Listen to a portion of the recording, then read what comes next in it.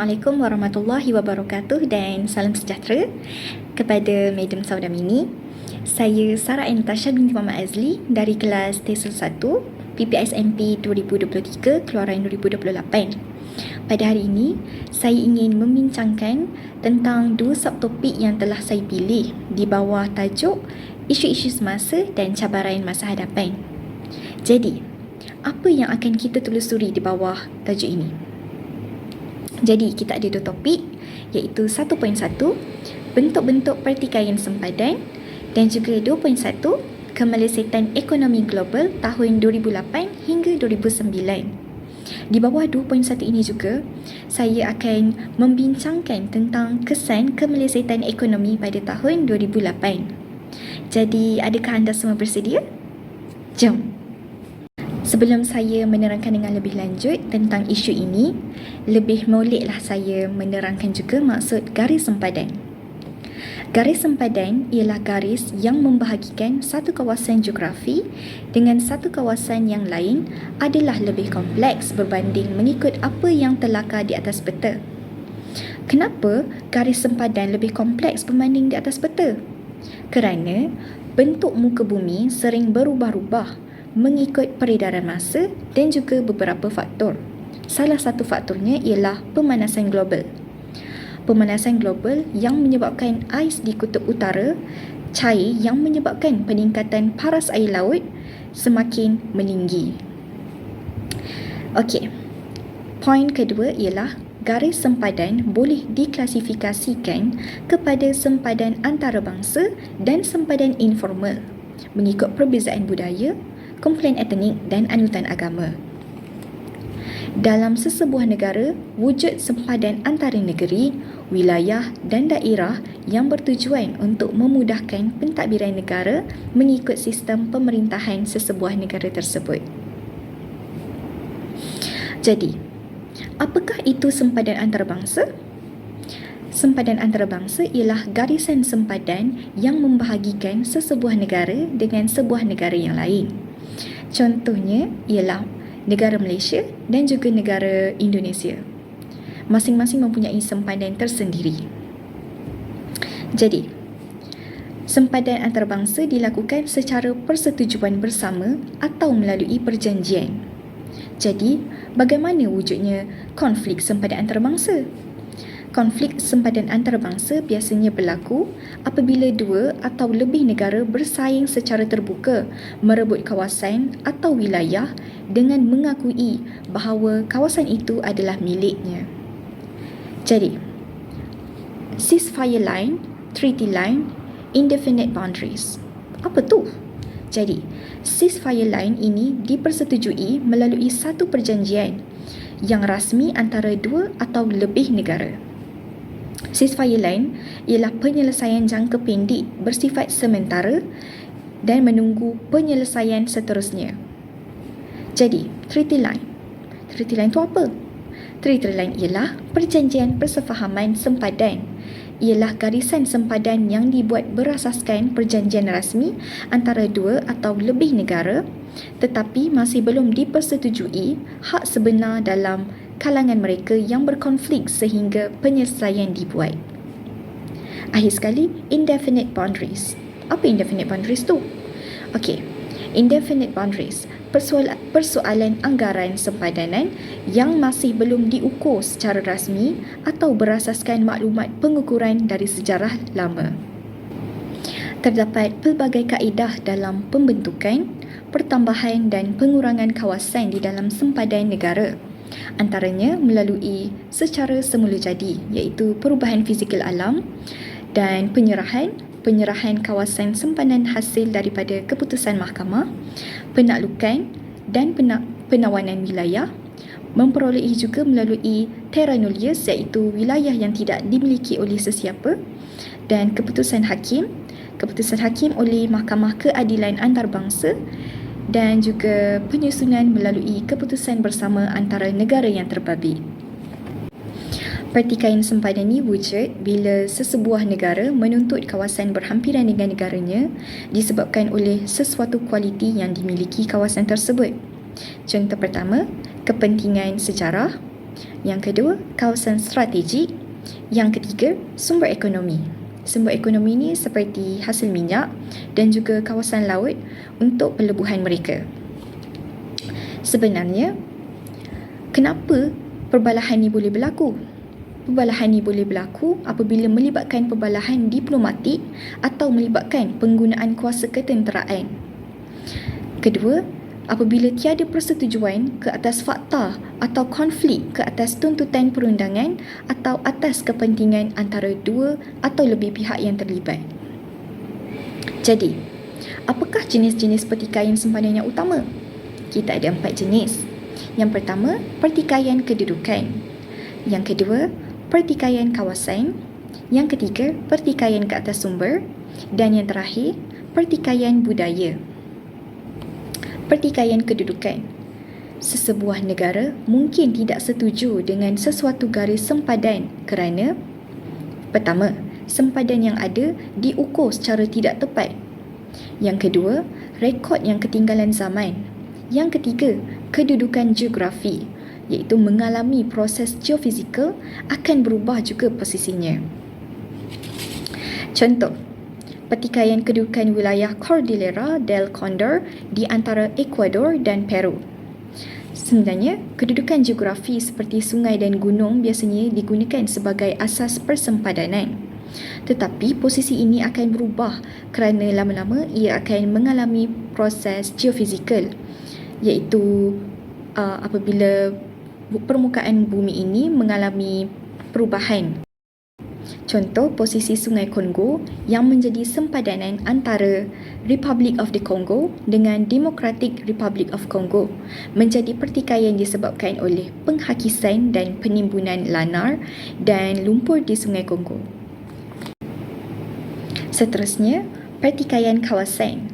Pertikaian kawasan ini terjadi apabila sesuatu kawasan negara menuntut sesuatu kawasan di dalam sesebuah negara yang lain yang didakwa adalah miliknya.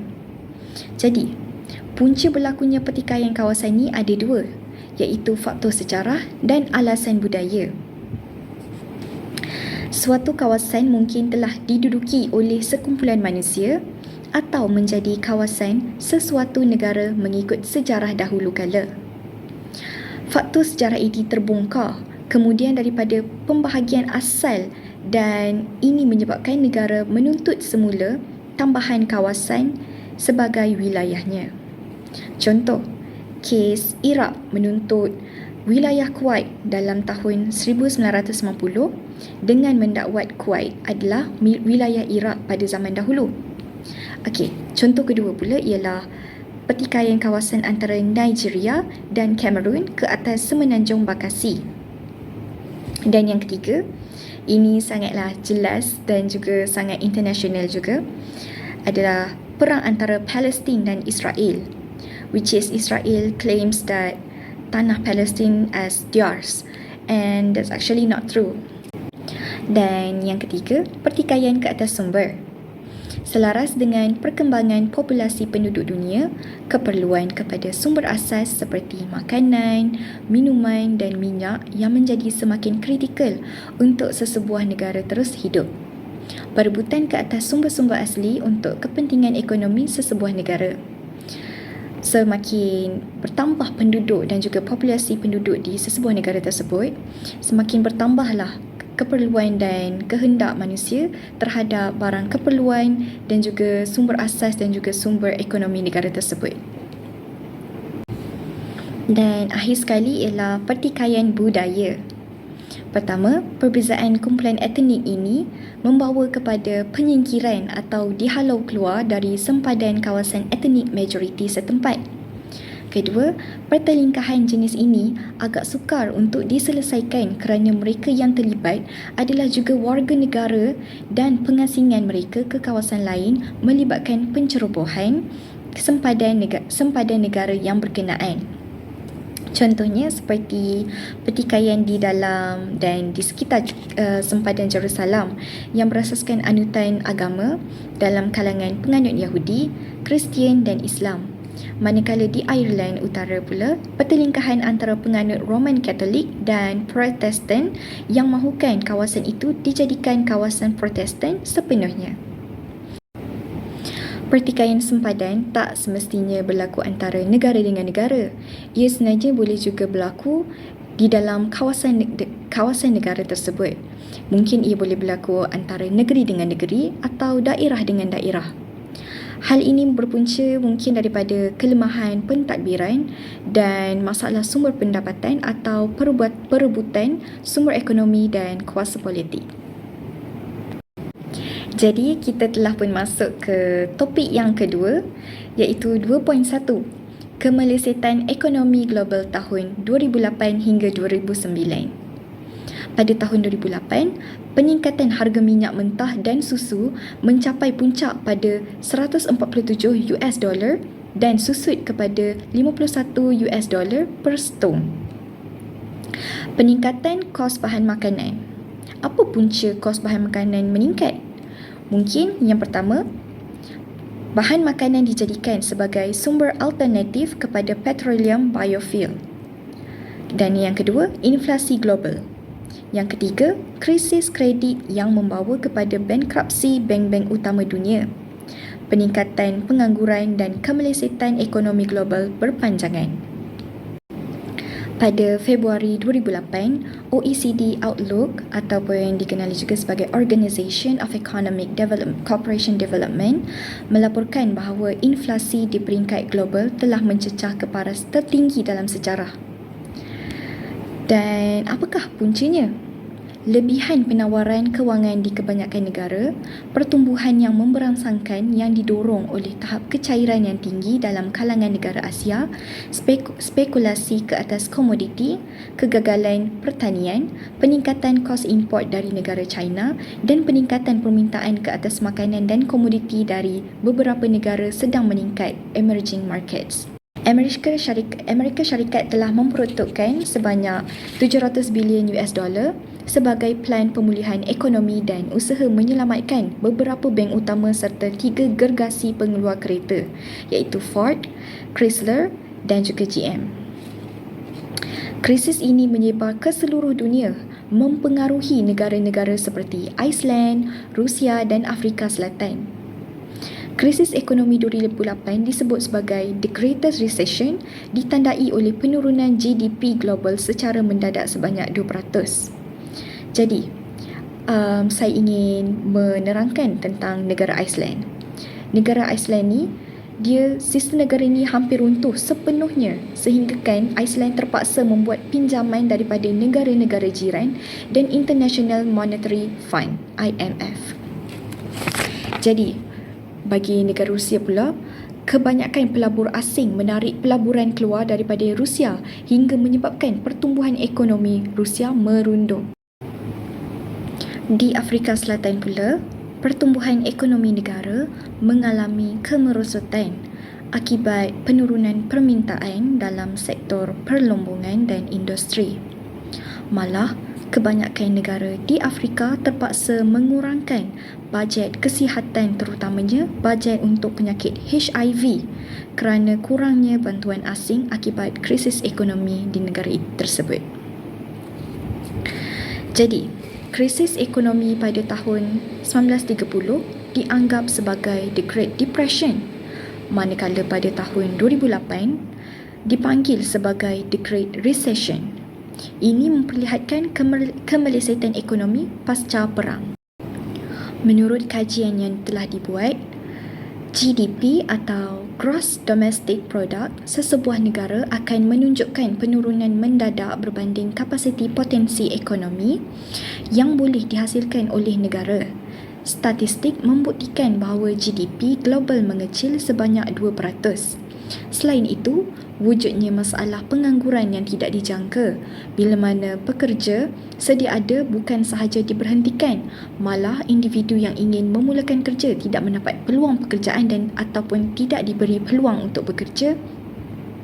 Dan daripada ini ia akan memberi kesan seperti kadar pengangguran meningkat sehinggakan kekal meningkat untuk beberapa tempoh selepas berlakunya kemelesetan ekonomi. Selain itu, kemelisitan ekonomi bukan sahaja memberi impak kepada ekonomi negara, malah ia mempengaruhi keadaan sosioekonomi masyarakat yang begitu bergantung kepada ekonomi negara.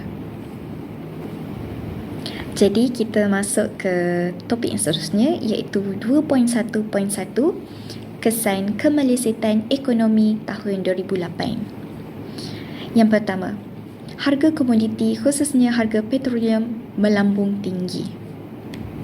Harga komoditi utama melambung semula setelah melalui kemelisitan komoditi besar pada tahun 1980 hingga pada tahun 2000. Pada tahun 2008, harga kebanyakan komoditi khususnya minyak dan makanan melambung begitu tinggi sampai betul-betul menjejaskan ekonomi, membawa ancaman stagflasi dan pengunduran globalisasi. Apakah itu stagflasi?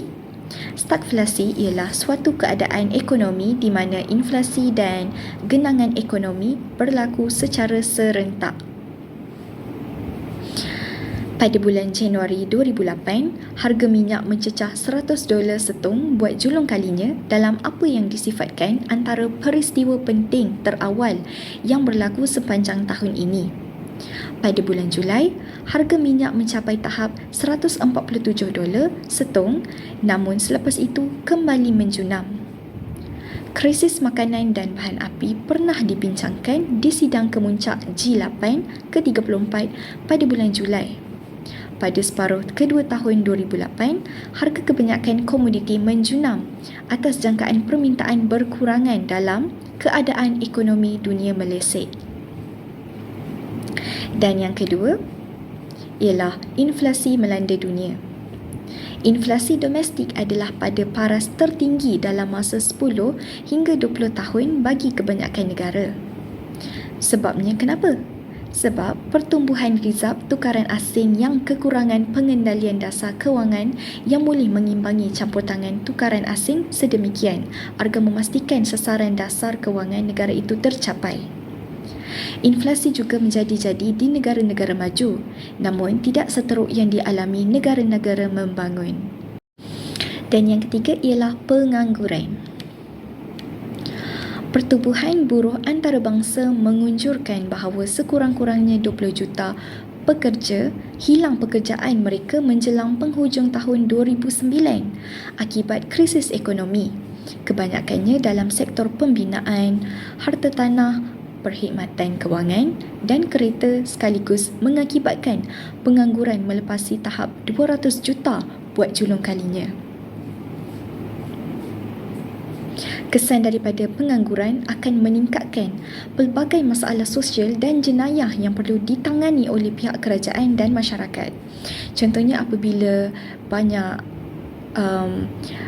orang yang tidak bekerja, banyak pengangguran berlaku, akan banyak kes jenayah. Contohnya macam kes pecah rumah, kes kecurian, kes pembunuhan, kerana apabila orang betul-betul memerlukan duit, mereka sanggup membuat apa-apa yang dapat mencederakan orang lain, yang dapat memberi kesan negatif kepada orang lain dan juga diri sendiri. Dan yang keempat, perdagangan merosot. Ini menyebabkan berlakunya lambakan barangan dan perkhidmatan yang menjejaskan mutu dan kestabilan ekonomi negara pengeksport. Barangan import akan bertambah mahal. Para pengeluar akan mengambil kesempatan memindahkan kos komponen yang diimport, termasuk kos bahan mentah, kepada negara pengguna. Hal ini juga akan mengakibatkan kenaikan harga barang terhadap pendapatan isi rumah dan penurunan nilai gaji.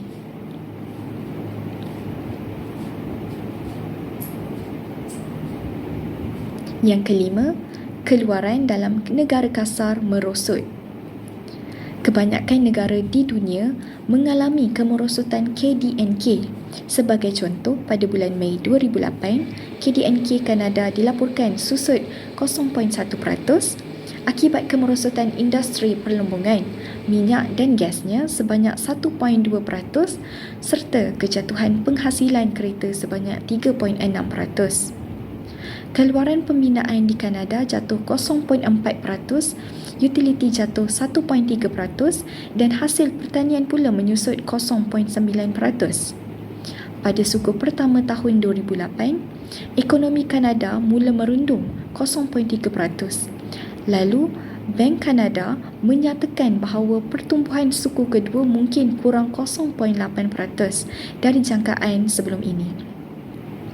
Kanada seterusnya mengkaji semula prestasi KDNK suku pertamanya yang menunjukkan penyusutan 0.8% dan menyatakan prestasi KDNK suku kedua meningkat 0.3% sahaja.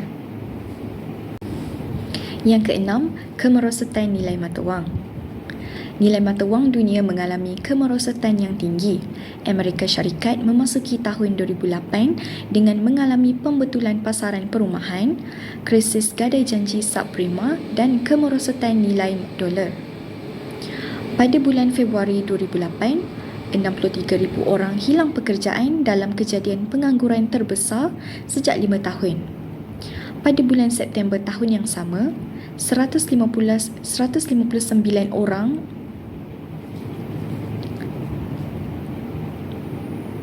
Pada bulan September tahun yang sama, 159,000 orang lagi hilang pekerjaan. Maka, purata hilang kerja bulanan dari Januari hingga September 2008 mencecah 84,000 orang sebulan. Jumlah penganggur di Malaysia pula dari Oktober 2008 sehingga Disember 2009 mencatatkan sebanyak 36,000 orang atau 3.6% daripada jumlah penduduk negara. Kebanyakan daripada statistik itu adalah daripada sektor perkilangan, ekoran kekurangan pengeksport kerana kemerosotan ekonomi di Amerika Syarikat pada 2008. Jumlah tersebut bagaimanapun masih berada dalam kawalan berbanding 84,000 penganggur dicatatkan pada krisis ekonomi Asia dalam tempoh yang sama pada tahun 1997. Dan yang ketujuh, krisis kewangan. Terdapat beberapa negara yang sangat terkesan dengan kemerosotan ekonomi 2008. 3 negara iaitu Greece, Ireland dan Portugal telah meminjam wang daripada Dana Kewangan Antarabangsa atau IMF dan negara-negara Eropah lain untuk mengelakkan muflis. Negara pertama yang dilihat kritikal adalah Greece. Sejak bulan November 2009, Greece telah berada di tengah-tengah krisis kewangan paling buruk dalam sejarah moden. Greece adalah negara yang mempunyai tahap hutang awam tertinggi di dalam zon Eropah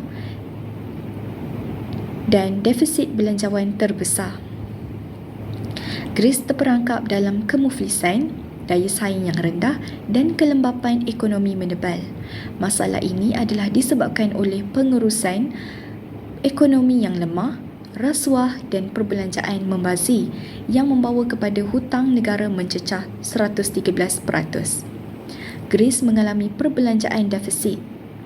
Perbelanjaan defisit adalah 13.6% daripada keluaran dalam negara kasar KDNK pada tahun 2009. Hutang negara meningkat kepada 200% daripada KDNK tidak lama lagi. Kedudukan kewangan sektor awam menjadi kritikal kepada hasil kerajaan. Cukai dan pendapatan tidak cukup untuk membayar gaji kaki tangan awam.